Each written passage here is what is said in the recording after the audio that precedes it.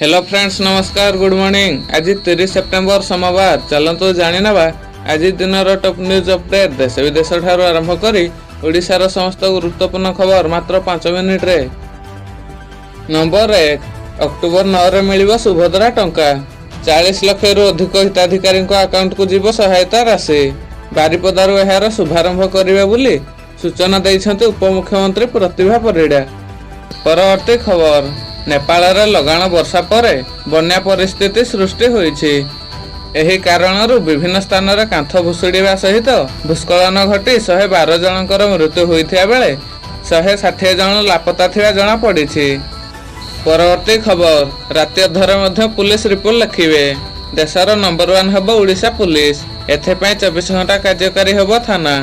दिन हो किबा राति सब बेले कार्य करिवे ओडिशा पुलिस। एने मुख्यमंत्री मोहन माझी सूचना दैछन्ते। परवर्ती खबर सुना किणिबाकू जाई जण युवक अलंकार चोरी करी फेरार होइछन्ते।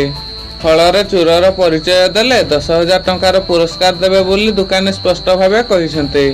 एभली घटना संबलपुर रे देखियाकू मिलिछि। परवर्ती खबर हत्या आक्रमण रे प्राण हराइले व्यक्ति। सूचना अनुसार व्यक्ति जनक छतु खोजी जाइथिया बेले हाथीटी आक्रमण करिथिला। एपरी घटना नवरंगपुर जिला पिंगेश्वर ग्राम रे घटिछि। परवर्ती खबर समस्त पुलिस कर्मचारी कड़ा होइछि नियम। ड्यूटी बेले वर्दी पिंधिबा पुलिस पय बाध्यतामूलक करा जाइछि। एनआई पुलिस डीजी वाईबी खोरियान सबु जिलार एसपी डीसीपी डीआईजी को कड़ा निर्देश दैछन्ते। जदि किए बिना वर्दी रे थाना को आसे ताहेले कड़ा कार्यानुष्ठान ग्रहण मध्य करा जिवो।